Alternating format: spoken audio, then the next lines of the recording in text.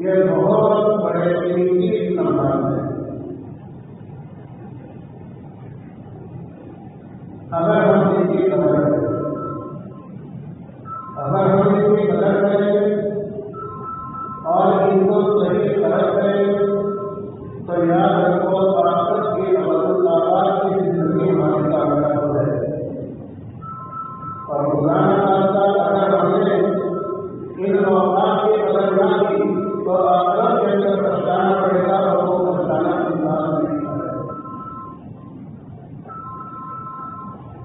ہمارے حضرات نے ان اوقات کی قدر کی ہے. حضرت شیخ العزیز صاحب نور اللہ محمد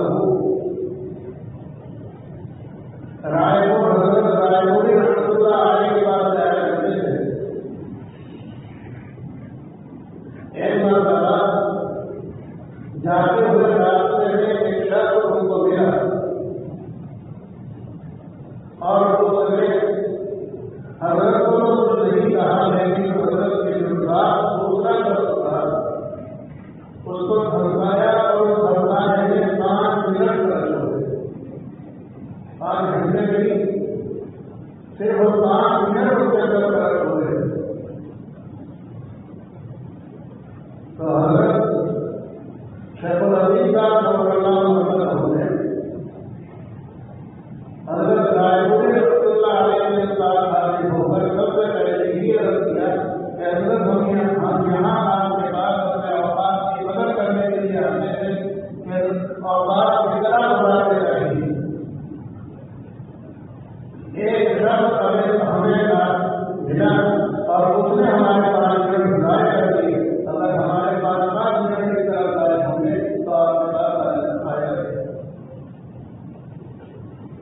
تو محترم بزرگ اور دوستوں، اکابرین کے بعد اور مذاہب کے بعد جانے کا اصل مقصد یہی ہے کہ ہمیں اپنے اوقات کی قدر معلوم ہے اور اس اوقات کو ہم صحیح گزارنے والے بنتے ہیں. یہ جو ایام اللہ تبارک و تعالیٰ نے اپنے فضل و کرم سے مسلمان مبارک کے عطا فرمائے ہیں کہ بڑے قیمتی اوقات ہیں. یہ بڑے قیمتی اوقات ہیں اور ہم ان کو چوراہوں پر رہ کر والی سواری باتیں کر کے موبائلوں میں اور دفتر میں ان اوقات کو ضائع کر رہے ہیں. یہ ہماری بہت سی ناسمجھی ہے.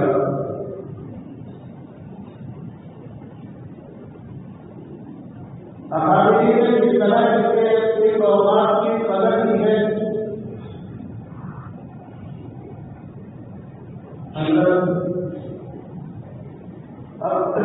رائے رحمۃ اللہ علیہ کے یہاں 24 گھنٹے ماہ مبارک میں کسی سے بات نہیں کی جاتی. ہر وقت قرآن پاک کی تلاوت ہی ہوتا تھا. صرف تراویح کے بعد جتنی دیر میں حضرت ذاتی چائے کا ایک پیالے میں اتنی دیر میں مخصوص استاد کو بات کرنے کی اجازت ہوئی، ورنہ ہر وقت میں خود بھی حضرت اور جو حضرت کے پاس آنے والے تھے وہ بھی تلاوت کے اندر بھی ہو رہے تھے. حضرت جن کے ہم فضائل اعمال کرتے ہیں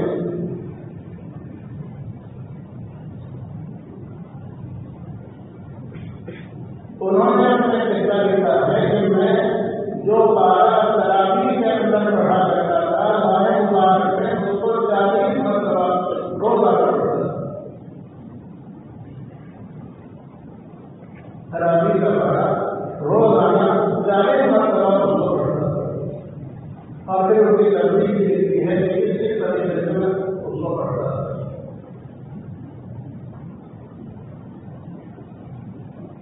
حضرت امام شافعی رحمۃ اللہ علیہ ماہ مبارک میں اکثر قرآن پاک پڑھا کرتے تھے.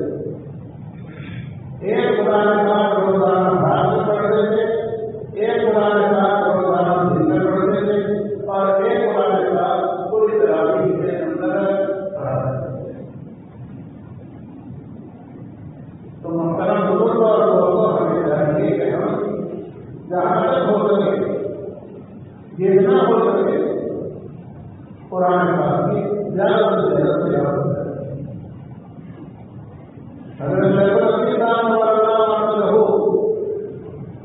نے یہی فرمایا کہ آدمی کو قرآن پاک کی تلاوت میں لگنا چاہیے، اور جو وقت قرآن پاک کی تلاوت سے بچے آنے جانے میں کہیں گھر میں جا رہا ہے، آ رہا ہے، کرنے کے لیے جا رہا ہے، واپس آ رہا ہے، اور کہیں اگر ایسے مقام پر جا رہا ہے جہاں تلاوت کا موقع نہیں ہے تو اس کے بارے میں فرمایا کہ 4 چیز ہوتی اس میں ایک ماہ میں کثرت کرنی چاہیے. ایک لا الہ الا اللہ کی کثرت کرتے، دوسرے استغفار کی کثرت کرتے، تیسرے جنت کی طلب کرتے، اور جہاں سے پڑھا ایک جملہ ہمیں فرما کرتے تھے کہ لا الہ الا اللہ نستغفر اللہ ندخل الجنہ ونعوذ بک من النار. کہ یہ یاد کریں اور کثرت سے اس کو ان اوقات میں جو ہمارے سارے اوقات ہیں جن کے اندر ہم تلاوت نہیں کر سکتے ہیں ان کے اندر یہ پڑھیں. مطلب یہ ہے کہ آدمی کا وقت ہیرے اور جواہرات سے زیادہ قیمتی ہے، لیکن اسی وقت جا کے اس کو کام ملتا ہے. ہمارے بعد یہ سیزن کا زمانہ ہے. جب آدمی کا سیزن آتا ہے تو وہ اپنے دوسرے کاموں کو آگے نہیں کرتا ہے. ہمارا وقت تجارت کے اندر مشغول رہتا ہے، کیوں؟ وہ سوچتا ہے کہ میرے سیزن کا موقع ہے اور اب میں اپنا محنت کروں گا اور اس سیزن کو پانا بناؤں گا تو مجھے فائدہ ہوگا، مجھے کام حاصل ہوگی اور اس کے ذریعے سے میں آرام کی زندگی گزار سکوں گی. تو اسی طرح آدمی کو ماہ مبارک اللہ نے ہمیں فرمایا جو تو ہر پوری زندگی لائق ہے، بہت قیمتی ہے، لیکن ماہ مبارک کا وقت بہت ہی زیادہ قیمتی ہے. اس کو ہم کامیاب بنانے کی کوشش کریں. قرآن پاک کو زیادہ سے زیادہ اس کے اندر تلاوت کریں گے. حضرت شیخ الاسلام رحمۃ اللہ علیہ نے لکھا ہے کہ ہمارے ایسے کے اندر معلوم ہے مولانا رسول الحسن صاحب وہ رمضان سہارنپور میں گزارتے تھے. ان کی والدہ کہا کرتی تھی کہ رؤوف الحسن یہ سوچتا ہے کہ تاجرین رحمہ کو قرآن پاک سنانا پڑے گا تو قرآن پاک سنانا نہ پڑے، اس لیے ماہ مبارک گزارنے کے لیے سہارنپور چلا جاتا ہے. یہ جملہ مولانا رؤوف الحسن صاحب کو بھی بہت دیا. ایک مرتبہ اسی رمضان کو وہ کانگریس تشریف لائے، اسی اجتماع سے چالو نہیں ہوا تو وہاں سے کہتے ہیں کہ آج تراویح میں پڑھاؤں گا، تم لوگ یہاں نماز پڑھ کر تیار ہو جاؤ اور مسجد میں نماز پڑھ کر آ رہا ہوں. حضرت مفتی محمود صاحب رحمۃ اللہ علیہ فرماتے تھے کہ حضرت مسجد میں نماز پڑھ کر تشریف لائے اور پہلی رکعت میں پورا قرآن پاک نے تلاوت کرنا اور الزام کا پہلا رکوع پڑھ کر کہا کہ جو باقی 18 اس طریقے سے محترم بزرگ اور دوستوں ہمارے اساتذہ ہمارے اسلاف نے اس ماہ مبارک کی قدر کی. جناب رسول اللہ صلی اللہ علیہ وسلم کے ساتھ سنایا کہ آدمی کے قدم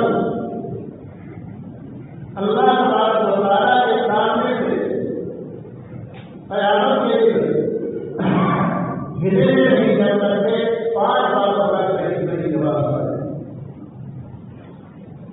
ہر آدمی سے 5 سالوں کا سوال ہو.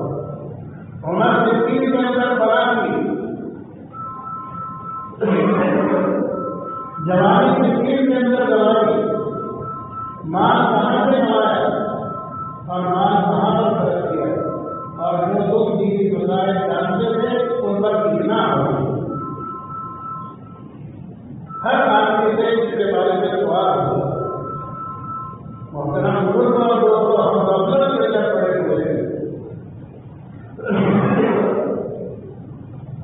ہم سوچتے ہیں کہ ہمیں پوری زندگی یہی پر رہنا ہے اور مرنے کے بعد ہمارے لیے کوئی انسان کے کام نہیں ہوگا یا کوئی کام نہیں. ہر آدمی سے اللہ کے رسول صلی اللہ علیہ وسلم نے فرمایا 5 چیزوں کا سوال ہو. جوانی کے 30 کے اندر گواہی,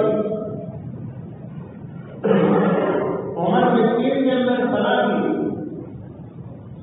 بزرگ اور جوانی کے بارے میں سوال کیا جائے. اگر ہم نے دین کا علم حاصل نہیں کیا, اپنے بچوں کی دینی تربیت نہیں کی, قرآن کا ان کو نہیں پڑھایا, دین کے علم سے ان کو روشناس نہیں کرایا, تو یاد رکھو یہی عمل ہمارے لیے آخرت کے اندر ناکامی کا باعث بھی بن سکتی ہے.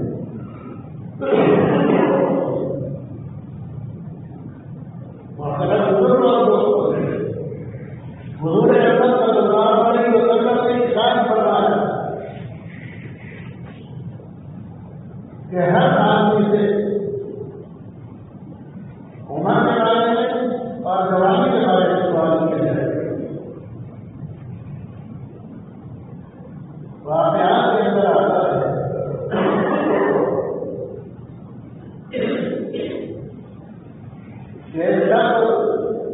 کہ والد نے اس کو بہت اچھے کی زندگی دلائی اور اپنا سب گھر بار بیچ کھول کر اس کو پہلے بڑھایا اور دن اس کو اچھا عہدہ ملا. بات سیدھا سادہ آدمی تھا,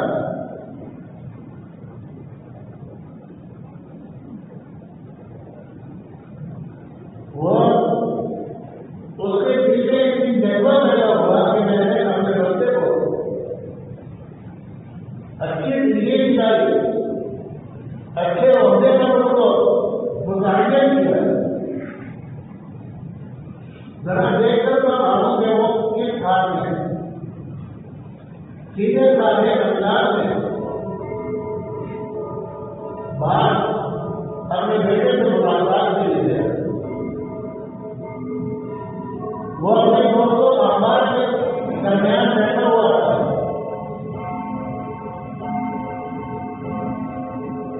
اس کے دوست اخبار میں بات جب وہاں پر پہنچا تو بات کے بارے میں دریافت کیا اور لڑکے کہ یہ کون ہے. اس نے انگریزی کا ایک لفظ بولا, بات اس کے معنی نہیں سمجھ سکا لیکن وہ لفظ اس کو یاد رہا. جب تک اس کو ٹھہرنا تھا وہ وہاں ہے, اگر وہ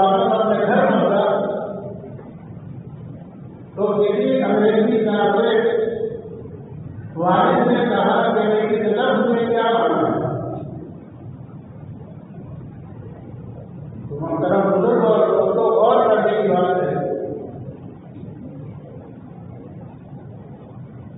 تو شخص نے بتایا کہ اس سے مانا ہے گھر کا ملازم. ہم بچوں کی صحیح تربیت اگر نہیں کریں گے تو پھر ہمارے بچے جب ہمارا تعارف کرائیں گے تو اس طریقے سے تعارف ہو جائے گا کہ باپ کے بارے میں اپنے دوستوں احباب کو کے درمیان بیٹھا ہوا اور جوان بچہ کہہ رہا ہے کہ گھٹنا بنا دے.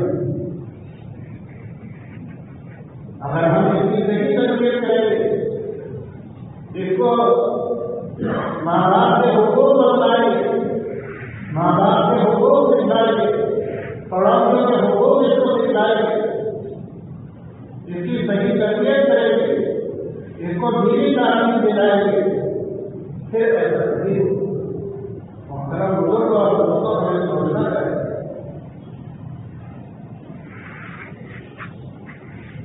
جناب رسول اللہ صلی اللہ علیہ وسلم نے ارشاد فرمایا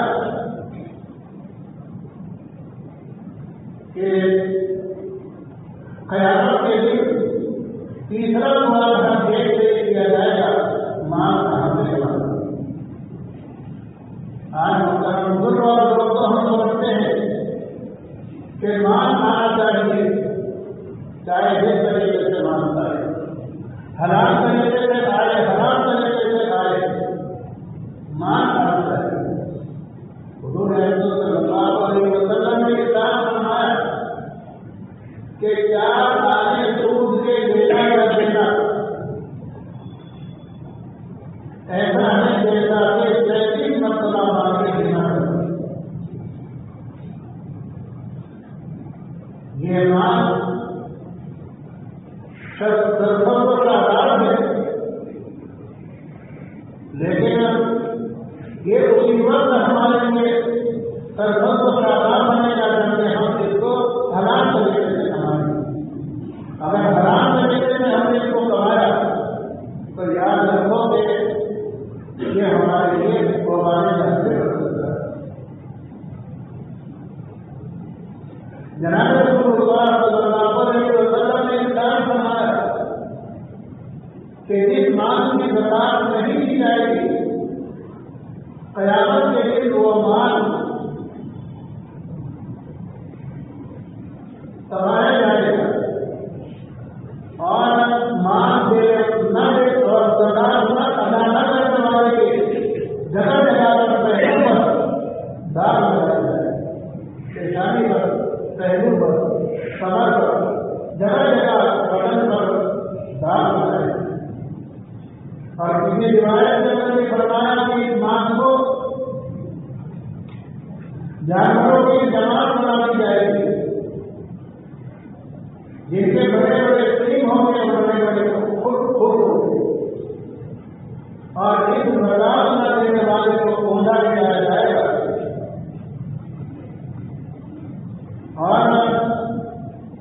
وہ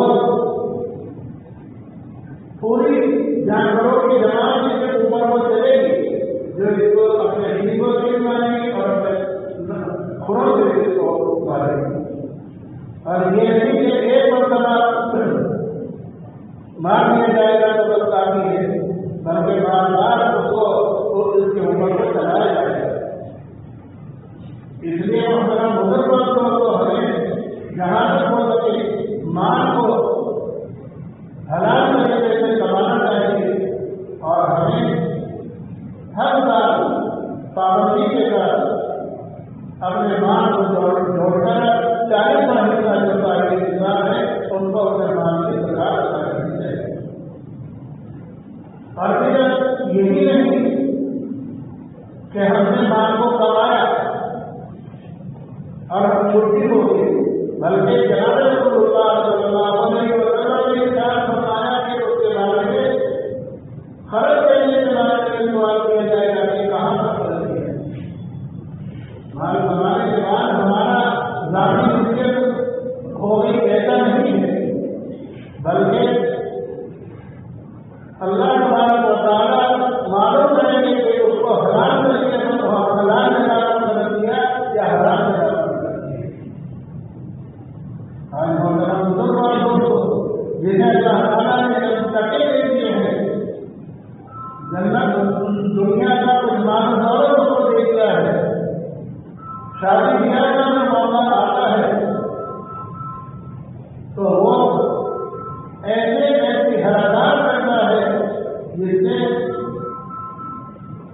شیطان بھی شرماتا ہے. اس لیے ہمیں چاہیے کہ ہم جہاں تک ہو سکے مال کے کمانے کے اندر بھی کچھ آزاد نہیں ہے اور مال کے خرچ کرنے میں بھی آزاد نہیں ہے. اس لیے ہمیں حلال طریقے پر کمانا چاہیے اور حلال جگہ پر اس کو خرچ کرنا چاہیے. شریعت جہاں اس کی اجازت سے وہاں خرچ کرے اور جہاں سے شریعت منع کرے اس سے روکنے کی کوشش کرے. دوسروں کو اس کی دعوت دینی چاہیے, دوسروں کو بھی سے منع کرنا چاہیے. اور اللہ تبارک و تعالیٰ نے جو علم ہمیں دیا ہے تو اس کے بارے میں یہ سوال ہوگا کہ تم جو دینی مسائل جانتے تھے ان پر کتنا عمل ہے.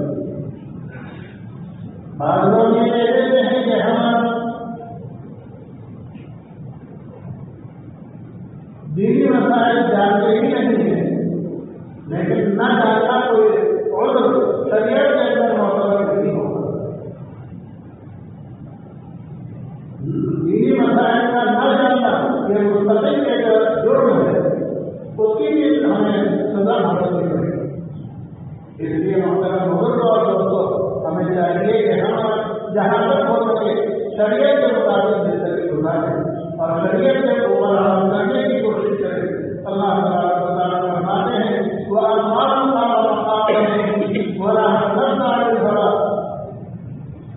جو شخص کرے گا اپنے رب کے سامنے کھڑا ہونے سے اور آئندہ میں اسلامیہ سے رکے گا جنت اللہ کی راہ.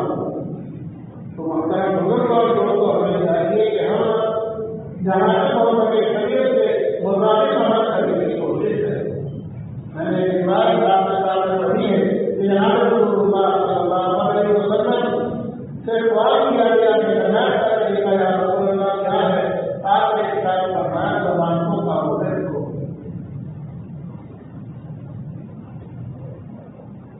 اس لیے کہ آدمی اگر زبان کو قابو میں نہیں رکھے گا اور اس کو واقعات اور خرافات میں چلائے گا تو یاد رکھو کہ بہت سی حالاتیں اس کے اندر مثبت ہے. زبان کی مثال ایسی ہے جیسا کہ چھری سے آدمی مہمان کے سامنے بہترین قسم کا ہر کتاب کر سکتا ہے اور اس سے ہر بات کر سکتا ہے. اسی طرح زبان کے ذریعے سے دوسرے کو آدمی ایسے انداز میں بات کرے کہ اس سے دل کو جیت لے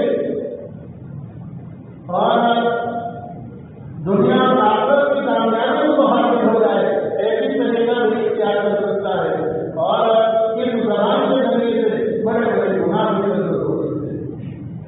کوئی آدمی کسی کی پیٹ کے ذریعے غیبت کرے تو ذرا کہ غیبت کرنے کی وجہ سے جتنے اعمال صالحات اس نے جہنم سے بچنے کے لیے اور جنت میں جانے کے لیے کیے تھے وہ سب کو دے دی جائے گی جس کی ہمت کی ہو. تو اس لیے ہمیں چاہیے کہ ہم اپنے زبان کو روک کر جائز بات کس سے نکالے, جائز بات زبان سے نکالے, ناجائز بات نہ نکالے. قرآن پاک کی تلاوت کریں, استغفار کریں, درود شریف کریں, اللہ کا ذکر کریں. یہ سب ایسی چیزیں ہیں جس سے دنیا اور آخرت کا آنا ہے.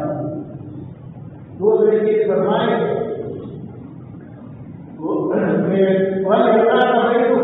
آدمی کو دینی ضرورت ہو یا دنیا کی ضرورت اس کے لیے گھر سے باہر نکلے, اور اگر دینی یا دنیا کی کوئی ضرورت نہیں ہے تو گھر سے باہر نہیں نکلنی چاہیے. اس لیے کہ جگہ پر شیطانی اڈے ہیں اور وہاں جا کر ہم شیطانی چالوں کے اندر کہیں مبتلا نہ ہو جائے. اس لیے ہمیں چاہیے کہ جہاں تک ہو سکے گھر کے اندر زندگی گزارے اور گھر سے اگر باہر نکلے یا تو دینی ضرورت کے لیے نکلے یا تو دل کی ضرورت کے لیے.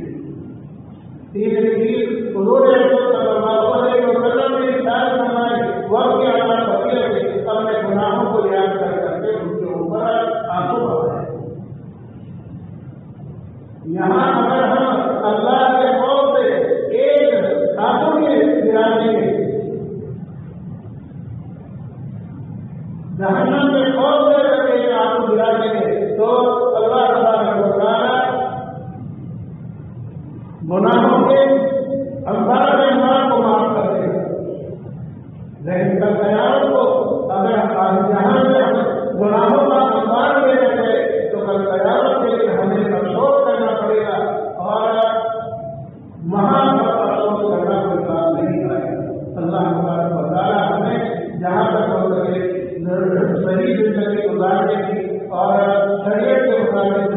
گزارنے کی توفیق عطا فرمائے، اعمال صالحہ کی توفیق عطا فرمائے، اخلاق صالحات سے ہمیں سب کو بات فرمائے اور اخلاق میں بھی اللہ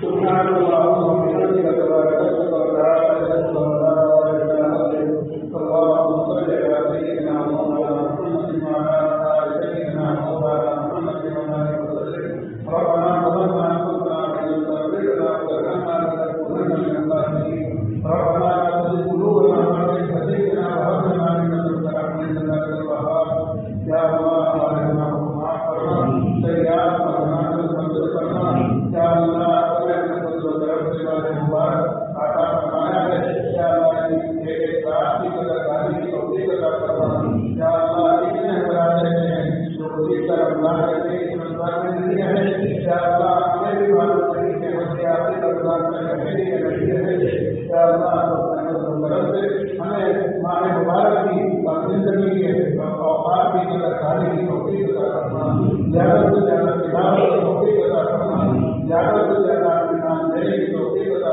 فرما یا اللہ ہمارے اوقات کو واقعات میں گزارنے میں سب کی کوئی حفاظت فرما یا اللہ ایک بار مسلمانان عالم طرح طرح کے پریشان ہیں یا اللہ تو سے سب کی مدد فرما سب کی جائے مرادوں کو پورا فرما سب کی وسیلات بہت فرما سب کو یا اللہ حضرت مقبول یا حضرت مقبول کی حضرت سے مالا مال فرما یا اللہ قرآن پاک کی تلاوت کی توفیق عطا فرما اپنے